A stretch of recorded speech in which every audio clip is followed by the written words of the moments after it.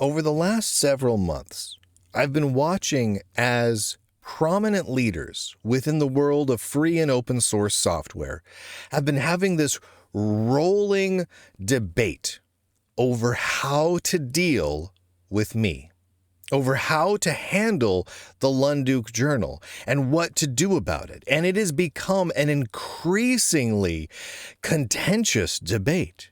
There are people who are extraordinarily violently opposed to any interaction with the Lunduke Journal, even opposed to mentioning the word Lunduke. We've seen that with GNOME. GNOME created an official policy where you're not allowed to say the name Lunduke or you get banned.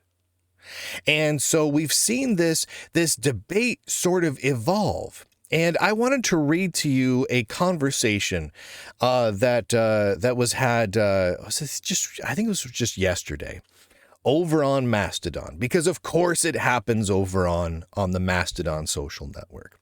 And this particular conversation included leaders from some pretty prominent open source organizations, including the Software Freedom Conservancy, the GNOME Foundation, and Elementary OS. Now, all three of those organizations are fairly well known to have pretty left-leaning politics, but they're not alone in having these conversations. We've seen similar things happening with NixOS, inside of Python in some instances, and several other organizations as well. But I wanted to read a few tidbits from this one because it really amused the dickens out of me. It really did. And so I'm just going to read some of this conversation to you so you can see what a lot of the open source leaders are thinking of here. Now, a lot of this really got started because earlier this year, I had an interview on the Lunduke Journal with a gentleman by the name of Bradley Kuhn. And Bradley Kuhn has been with the Software Freedom Conservancy, and before that, the Free Software Foundation, for many, many years. I've known Bradley for, 2 decades now. He's a nice enough guy. Me and him are as polar opposite politically as you can get, but we were able to have fairly congenial conversations. Now, Bradley came on my show to discuss not politics, but some issues he was having with the open source initiative at the time, and I was one of the only outlets covering it, as is pretty typical in the tech world. There's an important news topic. I'm the only one covers it. Bradley felt it was important, so he pretty much had no choice but to talk to me because no one else cared, right?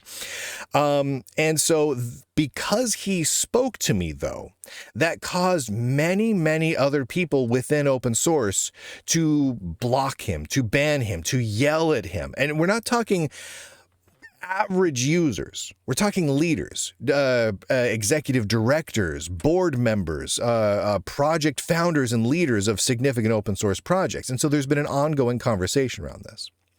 And so here they're having this conversation over on Mastodon, and it picks up right here, where Bradley says, quote, "I won't say actual name, as I have never promoted it at all by design.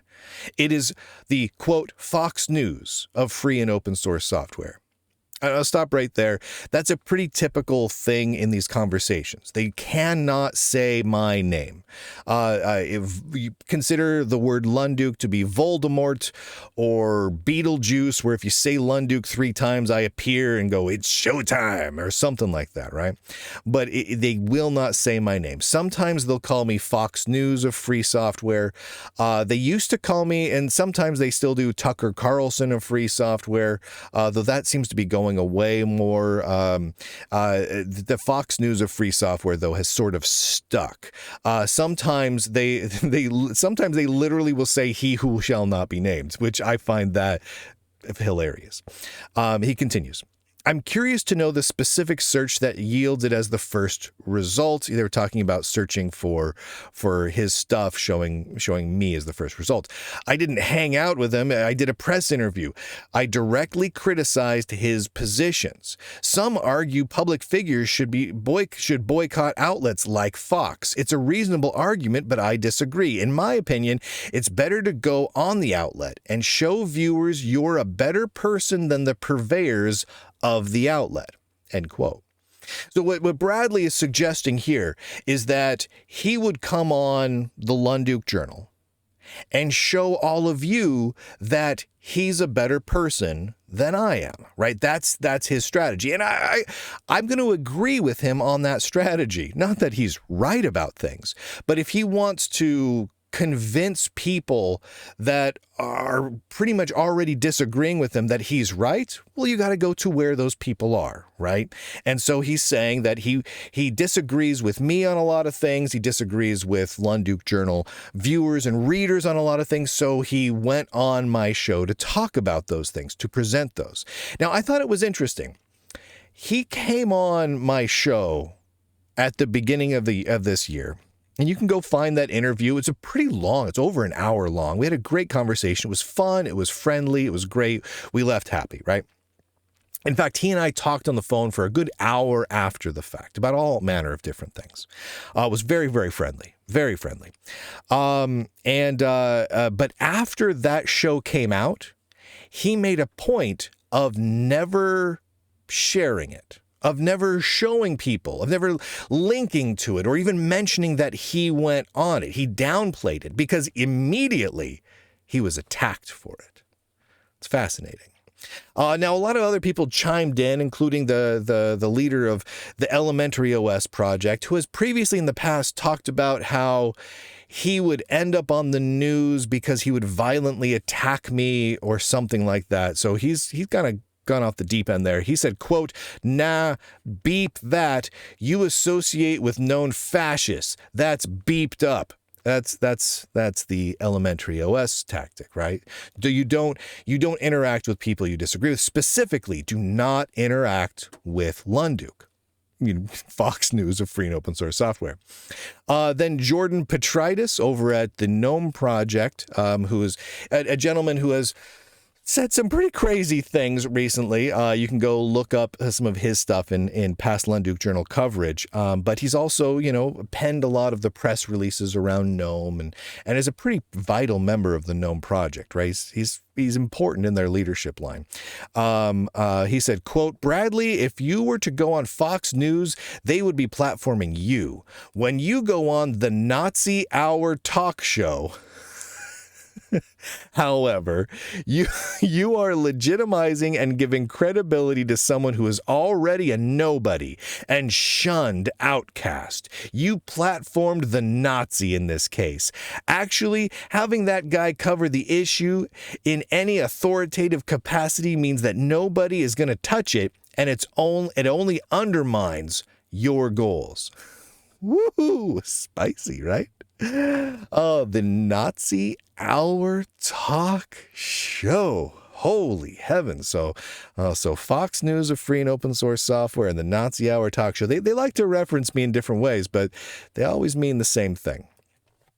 He then continues. This is, again, the representative from the GNOME project. "I agree with you that not dealing with him, Lunduke, has been a colossal mistake, and attitudes like that become the norm and permissible behavior. However, you didn't go to Tucker Carlson on Fox Primetime. You went on a show airing at 3 a.m. on Newsmax."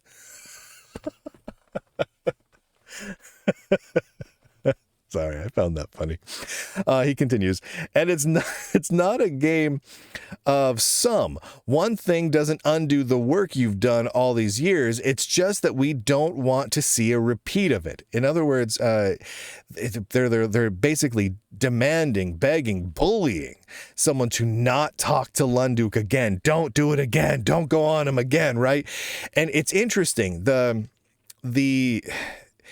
contradictions there of they're absolutely desperate to not have anyone talk to me because they feel like too many people are following Lunduke. Too many people have the attitudes of Lunduke. It's becoming the norm.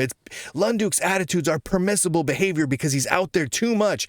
But at the same time, they try to diss and downplay the Lunduke Journal because, it's nothing more than a 3 a.m. show on Newsmax. It's like, well, if it's just a 3 a.m. show on Newsmax, why are you guys so upset about it? And then Bradley Kuhn responds, and I thought this was interesting. Quote, "I wish Fox News of FOSS," was the 3 a.m. of Newsmax. But sadly, he really is the Tucker Carlson of FOSS. I and my colleagues meet people often who learn about free and open source software from his show. He has a lot, with asterisks around lot, of viewers, and a la Fox, gets FOSS News, and who, like with Fox, get FOSS News nowhere else. If I got just 10 of his viewers to stop treating him as their primary free and open source news source, my interview was worth it. It does alarm me how quickly folks are blocking me entirely because I once employed a strategy that we anti-fascists can reasonably disagree about. End quote. Yeah. So this is a thing that I actually hear quite a bit. So people are concerned within these major, large, open source and free software organizations that they keep hearing about news topics or about free software in general because of the Lunduke Journal. And they hear about them regularly, sometimes daily. And they get flooded with people at conferences and online and whatnot who are bringing up topics and saying, I'm really concerned about this topic or that topic. And then they'll provide a link to the Lunduke Journal to them. And people like GNOME and Elementary and the Software Freedom Conservancy and NixOS and on and on and on. This is a problem for them. Right? And you can see why it's a problem for them. The coverage I have given to many of these organizations, it doesn't paint them in a good light. And at the same time, it's also as difficult for them to refute. You notice of all of these people, the only organization that we're talking about here, and there's more as well, that has been really brave enough to even interact in the slightest with the Lunduke Journal is one individual from the Software Freedom Conservancy. The rest of them are still caught in this endless loop of arguing about how to deal with Lunduke. Do we ban him completely? Do we shun him, right? Shunning comes up regularly. He's shunned. He's a disgrace. He's an outcast. He's not part of us anymore. He's not part of the open source world. He's over there. He's Lunduke. But at the same time, they're terrified because those ideas from Lunduke are becoming the norm. The audience size of Lunduke is significantly eclipsing their own, often all of them put together. They are now viewing their strategy of not dealing with the Lunduke Journal to be, quote, a colossal mistake. But they don't know what to do. Because if they begin to discuss things with the Lunduke Journal, if they begin to talk to the Lunduke Journal or legitimize the Lunduke Journal, they've conditioned everyone to reject that, to ostracize, and to attack anyone who would dare to speak the name Lunduke. They even have policies. Don't say Lunduke, or you're banned for life. So what do? Do they do a complete 180-degree turn and about face and begin talking to Lunduke and risk the wrath of their most hardcore followers? That's a tough one. Bradley Kuhn goes on and he says this. I felt this was worth reading. Quote, I certainly talk to my dad and everyone else in my life who supports Trump's Project 2025, and many of their policies are fascist. Again, this is Bradley Kuhn's quote, not mine. But pretending Fox News of FOSS, all one word, or my dad don't exist, and going even further to refusing to talk to anyone who is even willing to talk to them seems a mistake to me. I don't blame anyone who can't stand talking to those flirting with fascism, but I do think it's constructive to confront them with dialogue and rhetoric occasionally, end quote. Now, obviously, I'm going to disagree with Bradley Kuhn there. I have not really considered my personal views to be fascist views. I don't really go with that. And I don't know if I've ever really espoused Project 2025 stuff. That really hasn't been my thing. But I agree with him on one thing. It's constructive to at least sometimes speak to people who disagree with you. And if you're trying to get your viewpoint out in the world, you've got to talk to people who disagree with you. Otherwise, you're just literally preaching to the choir and nobody else. Now, I reached out to Bradley the other day. Well, just yesterday, after I saw this, I reached out to him, and I'm like, you crack me up, dude. I said something like that. I'm like, I'm really not actually Voldemort. I'm not Beetlejuice here. You can just talk to me. And I told Bradley what I've told many of these leaders over the last, several years. My door is open. If there is real leadership, not rank and file person, but if actual leaders of these organizations want to have discussions, board members, etc., would like to have a discussion with me about, all sorts of things, what I've gotten wrong in their coverage of their organization, things that they think about their organization that should be out there in the rest of the world so people know about it, areas where we might disagree and maybe we could talk or even debate about it. My door is open. I'm not a difficult guy to talk to. I mean, if you look at the interviews I've done with people, they tend to be long and rambly and chit-chatty and goofy and jokey, and we hang out and have a good time, and everyone goes home happy. Things don't get really all that contentious. We just disagree, but happily disagree. That's just how I roll. And I never heard back from Bradley around that. I really don't expect to. He was up for discussing things with the Lunduke Journal once earlier this year, and I think that went poorly for him. I think he got yelled at a great deal for that, and I think he's going to continue getting yelled at for that. Because as much as some people within the leadership of the open source organizations want to dismiss the Lunduke Journal, at the same time, you notice that they themselves even recognize the colossal mistake that they've made. That's their words. And that realistically, it's a lot of people that are learning about free and open source software and these projects in particular for the first time from the Lunduke Journal, and that is setting the norms, that is setting, as they put it, the permissible behavior and the ideas and the topics and the vibes. And now all of these open source organizations are stuck, rock in a hard place.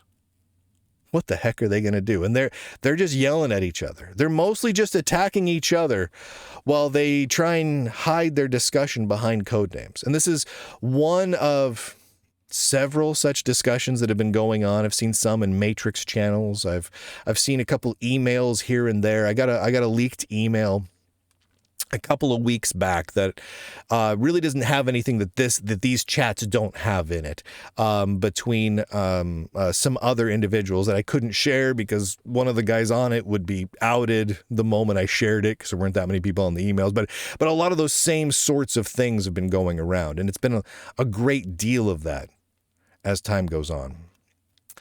And it's interesting to watch as this evolves. I don't expect there to be a giant coming around in these open source organizations. At this point, they simply can't. Right? They've set their entire strategy for dealing with the press is don't talk to Lunduke, don't acknowledge the things that Lunduke reports. Right? Just hide, double down. I mean, even when it hurts them dramatically to ignore Lunduke, that's still what they have to do. I mean, a great example is the Jeremy Beecha story. Jeremy Beecha being a registered sex offender that did some truly heinous things, just beyond, oh my gosh, awful. And Jeremy Beecher was an employee of Canonical, a very, very active part of both the Debian and GNOME projects, even going so far as to speak at conferences on behalf of both projects, own significant package maintainerships, write press releases for the projects, like really significant member of both Debian and GNOME and Ubuntu.